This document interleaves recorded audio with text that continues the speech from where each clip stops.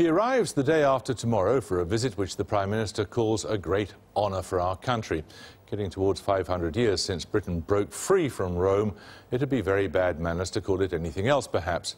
Maybe Pope Benedict will be besieged by enormous crowds, but the indications so far are of anxiety that even practising Catholics are slightly unenthusiastic.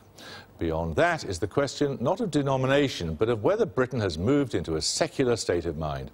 Before we talk about that, Jackie Long reports.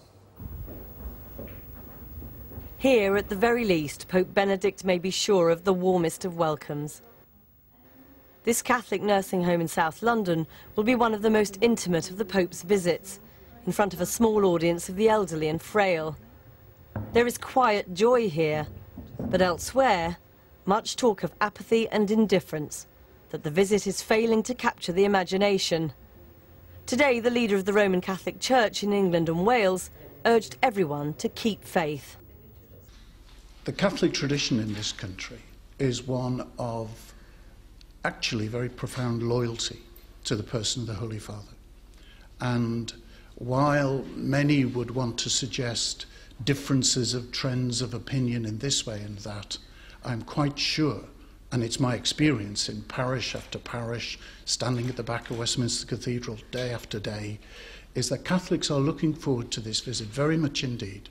And the Catholic people in this country know what it is to show their affection and support for Pope Benedict.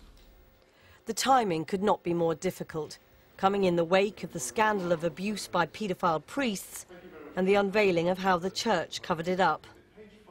The Church has made a mess of its response to incidences of child abuse. And there is nothing that can be said that excuses the crimes committed by members of the clergy against children. But is it this issue alone which accounts for the apparent lack of enthusiasm ahead of the visit? In a populace poll of 1,500 people, only 14% said they were positively in favour of the visit. More than half, 57%, said they didn't feel strongly either way, but they believed it shouldn't be paid for with taxpayers' money. And asked their view on some of the Church's teachings, 73% said the Pope should drop outright opposition to abortion.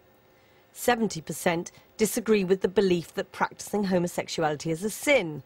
And 72% said the Church should drop its opposition to women priests.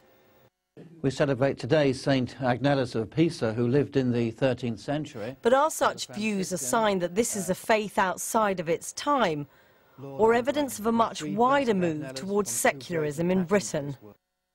One can pin it more accurately if we talk about deinstitutionalisation. Think about scouts, political parties and churches.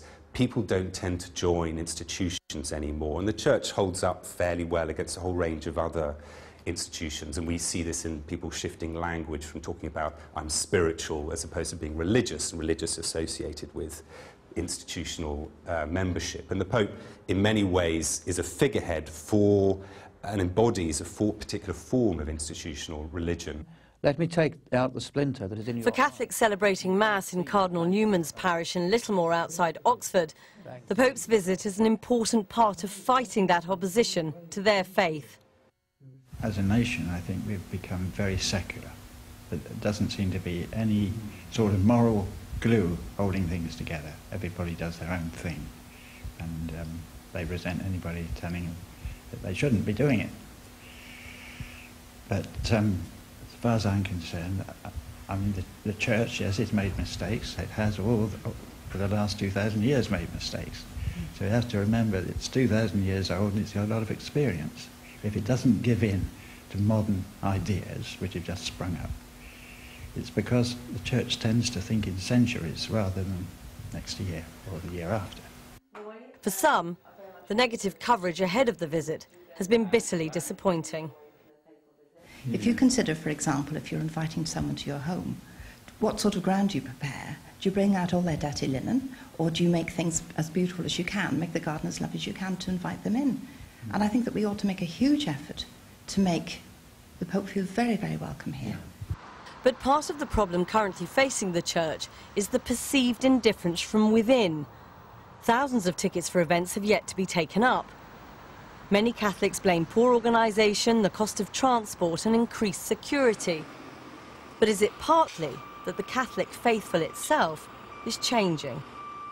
In the English context specifically, again, Catholics don't necessarily perceive themselves as a religious minority, or have that greater need of the institution, the local parish or the diocesan structure, to kind of represent them and to provide, as it were, a social network, a broader sense of identity.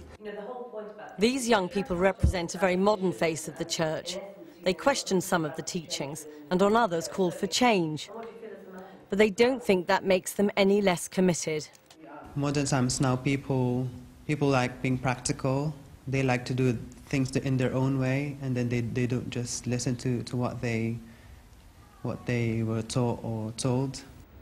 The Catholic Church says it remains convinced that this papal visit, like others around the world, will be surprisingly popular. Much is riding on that hope. Well, we're joined now from Dundee by the philosopher and papal advisor John Haldane, author of An Intelligent Person's Guide to Religion. Here in the studio is the philosopher Mary Warnock, who's about to bring out a book, Dishonest to God, which deals with this question of religion and the state, and the Times columnist David Aronovich will shortly doubtless be producing The Intelligent Person's Guide to Atheism. Now, John Haldane, we have become a less religious society, haven't we?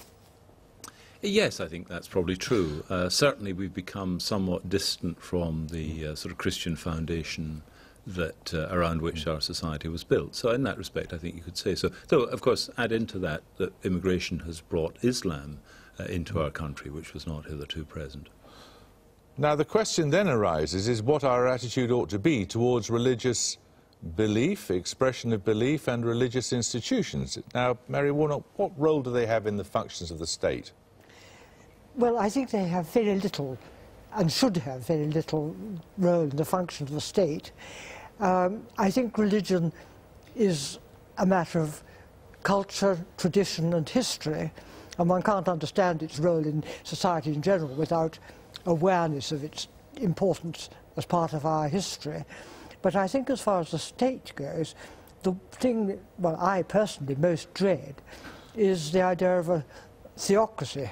And I think that's the most dangerous kind of... There's no danger of that in this country. We're way past that, aren't we? No, I don't think we are. Really? I mean, taking a rather local, my local experience in the House of Lords, the presence of the bishops is a real difficulty because people assume that they are moral experts, and so everyone falls silent when... Well, they are presumably moral experts, that's why they're there, isn't it? They're not, because if there is no such thing as a moral expert. We're all entitled to moral opinion.